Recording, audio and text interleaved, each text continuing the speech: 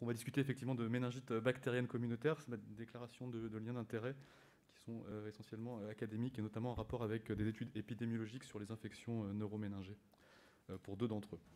Alors je vous propose qu'on cible la présentation sur des choses pratiques et de commencer avec un cas clinique qui est un cas clinique de la vraie vie, donc un monsieur de 40 ans qui n'a pas d'antécédent notable en dehors d'un alcoolisme occasionnel, qui a une histoire relativement simple, qui s'installe de manière, on va dire, rapidement progressive, de fièvre, de céphalée, sur 3 jours, et puis il est retrouvé finalement somnolent au domicile un après-midi par sa femme, et donc il va être transféré au service des accueils des urgences de l'hôpital, avec un tableau, vous voyez, de fièvre, de troubles neurologiques avec un score de Glasgow qui est altéré à 13. Il n'est pas noté de syndrome méningé, il n'y a pas de signe neurologique focal à l'examen clinique. L'hémodynamique et l'examen respiratoire sont sans particularité. Et donc le premier message pratique que je souhaite partager avec vous, c'est que devant ce tableau de troubles neurologiques fébriles, les recommandations de la Société de pathologie infectieuse de langue française nous rappellent qu'il faut évoquer un tableau d'infection neuroméningée. Et donc ça, c'est une méningite ou une méningo-encéphalite infectieuse jusqu'à preuve du contraire. Alors l'examen clé pour faire ou écarter le diagnostic, et comme vous le savez, c'est la ponction lombaire, qui permet, dès qu'on suspecte le diagnostic, de faire, dans certains cas, dans non négligeables de cas, un diagnostic, on va dire, entre guillemets, macroscopique d'infection neuroméningée. Vous voyez ici le LCS du patient donc prélevé aux urgences, qui est macroscopiquement trouble, avec, par comparaison, le LCS normal que vous connaissez, qui est eau de roche. Et donc cet examen est bien sûr l'examen central dans la démarche diagnostique. Alors, sur la prise en charge, c'est dès qu'on a la suspicion diagnostique ou dès qu'on est aux urgences, on ne quitte plus le patient, on fait la ponction lombaire en l'absence de contre-indication, on va revenir là-dessus, et on débute le traitement dès qu'on constate ce LCS macroscopiquement trouble, et le traitement associe, et c'est le message clé de la présentation, donc une antibiothérapie, bien sûr, et des corticoïdes qui sont administrés idéalement donc dès la première injection d'antibiotiques. Et donc c'est la prescription telle qu'elle a été proposée pour ce patient que je vous mets sur la diapositive ici. Alors quand on parle de méningite bactérienne, on parle d'une infection en fait qui est localisée au niveau des espaces sous-arachnoïdiens, c'est les espaces qui baignent dans le liquide céphalo-rachidien, ce liquide qui est colonisé par ces bactéries qui passent à travers la barrière hémato-encéphalique que vous voyez ici sur le bas de la diapositive. Donc il y a ici une invasion bactérienne, et donc les signes que vous observez sont en rapport avec l'inflammation réactionnelle, et donc les signes classiques, c'est la fièvre, les céphalées et la raideur méningée. En réanimation, on voit des patients qui ont des troubles de conscience, et donc ce qu'il faut comprendre, c'est qu'il peut y avoir des signes neurologiques qui vont s'expliquer en fait par soit une diffusion de l'inflammation ou de l'infection par contiguïté, donc de proche en proche, au niveau du parenchyme cérébral ici, donc en beige clair, soit par le biais de complications neurologiques indirectes, qui sont essentiellement des complications vasculaires et qui, entre guillemets, drive le pronostic des patients qu'on sort de réanimation. Et donc c'est pour ça qu'on voit, dans la plupart des services, des patients qui arrivent avec des signes focaux, des troubles de conscience ou du coma parfois, alors qu'ils ont en fait primitivement une infection méningée avec une diffusion encéphalique ou une atteinte encéphalique secondaire. Sur le plan des bactéries en cause dans les méningites bactériennes, on peut reprendre cette étude qui a été faite donc aux Pays-Bas, qui montre de manière très schématique, la problématique chez l'adulte, elle est relativement simple. Il y a 2 pathogènes principaux, que sont le méningocoque en rouge, qui est essentiellement observé chez les sujets jeunes, et puis le pneumocoque, qui est finalement le plus fréquent. Ces 2 étiologies, c'est 80% des causes à peu près identifiées, et il est d'autant plus fréquent que le patient a des comorbidités, alcoolisme, diabète, traitement immunosuppresseur ou hémopathie ou cancer par exemple. Troisième message, c'est qu'il y a un pathogène qui est rare, mais qu'il faut savoir évoquer sur des terrains particuliers, c'est la listeria, que vous voyez en bleu clair, qui est quasiment exclusivement observée chez ces patients avec des comorbidités. Voilà, donc ça c'est chez l'adulte, finalement, le problème microbiologique est relativement simple dans la plupart des cas, comme vous le voyez. Si on dit un mot de clinique, ce qu'il faut retenir, c'est quand on reprend les séries sur la présentation clinique, le cas clinique l'illustrait bien, mais les signes peuvent vraiment manquer. La triade classique, fièvre, trouble de conscience et raideur méningée, elle est présente dans la moitié des cas, ou moins de la moitié des cas, dans toutes les cohortes réalisées ici, donc, dans ces guidelines, qui sont rapportées dans ces guidelines des cohortes européennes. Et donc, très clairement, c'est rappelé, les signes cliniques caractéristiques peuvent être absents, et donc on n'écarte pas le diagnostic sans cette ponction lombaire.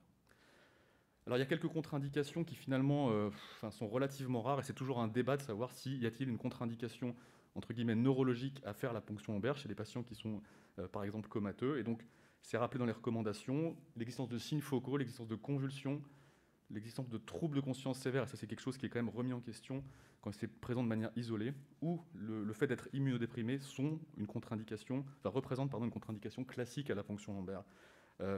Et donc il va falloir faire une imagerie avant cette ponction lombaire. D'autres contre-indications non spécifiques, c'est la prise d'anticoagulants, les thrombopénies sévères. Pourquoi je vous rappelle ça? C'est que très clairement, si on pense, et c'est le message important à retenir, qu'il y a une contre-indication potentielle à cette ponction lombaire, il ne faut pas décaler le traitement anti-infectieux et les corticoïdes. On prélève des hémocultures, on débute de la dexaméthasone et des antibiotiques, et ensuite on a le temps d'aller à l'imagerie, on a le temps d'écarter cette contre-indication potentielle, mais surtout on ne prend pas de retard sur le traitement de ces patients. Il est en effet, comme vous le savez, montré que le délai dans de nombreuses pathologies infectieuses, le retard à l'instauration du traitement anti-infectieux est associé à une surmortalité ou un excès de mauvais pronostic d'une manière générale. C'est une grande cohorte qui vous illustre que chaque heure compte. C'est vrai dans le sepsis, c'est vrai dans les infections bactériennes neuroméningées. Vous voyez que chaque heure de perdu, c'est en augmentation relative de mortalité 12,6% par heure. Donc c'est vraiment très important de ne pas perdre une minute quand on suspecte le diagnostic chez ces patients. Sur le plan de l'analyse du LCS, je vais aller assez vite, c'est donc du polynucléaire, c'est le plus souvent du PU, c'est une présentation qui sont assez caricaturales chez nos patients. Hypoglycorachie France, une hyperprotéinorachie qui est en général élevée. Il ne faut pas se passer des examens microbiologiques classiques. Vous voyez l'examen de Gram, donc avec une sensibilité de 80%, une spécificité de 97%, donc avec comme gold standard bien sûr la culture bactérienne. Il n'y a pas d'effet majeur sur l'examen direct. Le fait d'avoir reçu une antibiothérapie préalable ne modifie pas la sensibilité, la spécificité de l'examen direct. C'est la culture bactérienne qui peut être décapitée. Et les hémocultures ne pas s'en passer parce que dans ces grandes séries multicentriques qui ont quelques années, on a 66, donc 2 tiers des patients qui ont une bactériémie associée à cette infection neuroméningée. Sur le plan du traitement anti-infectieux, donc la molécule pivot, c'est la céphalosporine de 3e génération, 200 à 300 mg kg par jour. C'est recommandé soit en perfusion intermittente, soit en perfusion continue. Chez les patients, et donc c'est plus le cas en France, où vous suspectez un pneumocoque qui peut être résistant aux céphalosporines, il faut ajouter de la vancomycine ou de la rifampicine. Et si le patient a des facteurs de risque de listeria, rajouter de l'amoxicilline, qui, comme vous le savez, couvre ce pathogène avec des posologies, encore une fois, des fortes doses.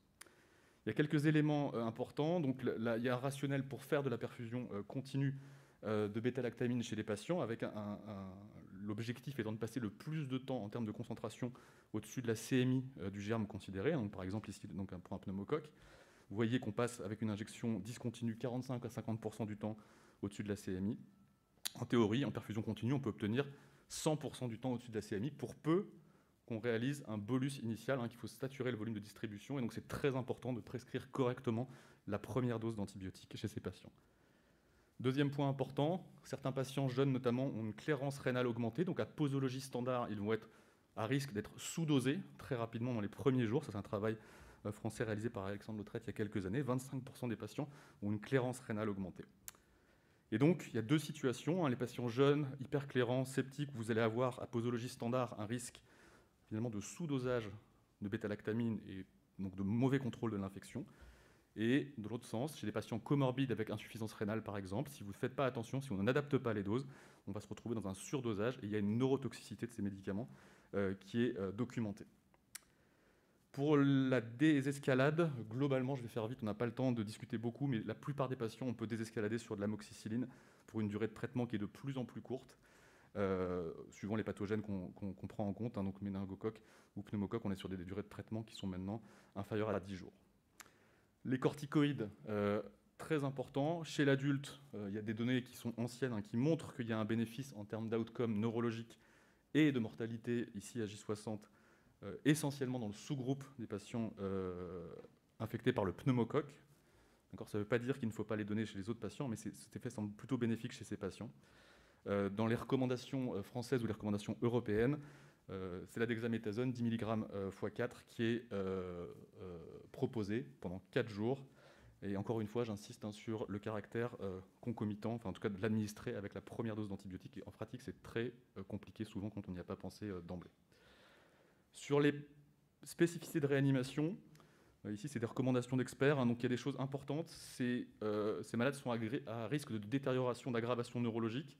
Il faut contrôler tout ce qu'on appelle donc, ces facteurs d'agression cérébrale, on va dire secondaires, contrôle d'une insuffisance respiratoire, contrôle d'un état de choc, bien sûr, hein, pour être dans des ranges physiologiques, hein, sur ces paramètres que vous connaissez. Et puis avoir en tête qu'il y a un risque de complications neurologiques, d'œdème cérébral, qu'il faut détecter rapidement. Les complications principales sont donc l'infarctus, des complications obstructives, donc l'hydrocéphalie, et puis les convulsions. Alors, un message simple, pratique, hein, c'est qu'il faut faire une imagerie cérébrale injectée. Pourquoi ? Pour détecter ces complications, et notamment pour détecter des complications qui sont rares, mais qui vont modifier la prise en charge initiale. Il y a un très faible pourcentage de patients qui ont besoin, en plus du traitement antibiotique, en plus de la réanimation, d'un neurochirurgien pour dériver une hydrocéphalie, pour drainer un empième ou une collection associée. Vous voyez, c'est 5% des malades, hein, mais c'est important, et ces malades-là, typiquement, ils ont besoin d'une prise en charge neurochirurgicale urgente associée.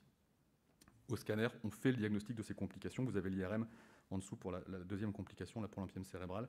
Et vous voyez que vous avez déjà évoqué le diagnostic sur l'image du haut.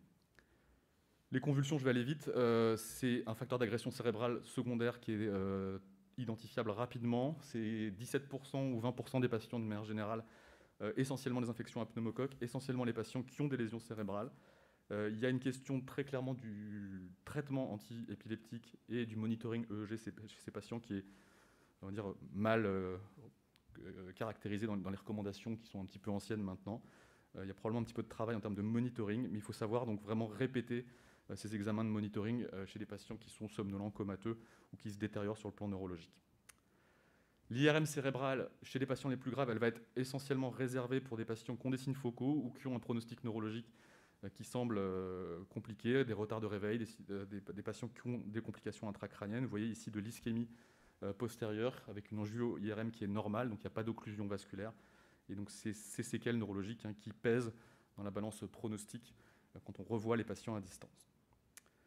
Ici, vous voyez une autre illustration, hein, de l'intérêt de l'IRM chez un patient qui a été traité correctement pour une méningite à pneumocoque, qui a été quelques jours en réanimation, qui est sorti en salle de maladie infectieuse et qui se redégrade après l'arrêt des corticoïdes. Vous voyez en fait ici sur l'angio-IRM un rétrécissement des artères, il y a un ralentissement de la perfusion cérébrale du côté de l'hémisphère gauche, il a des signes focaux, il est ralenti, et finalement, il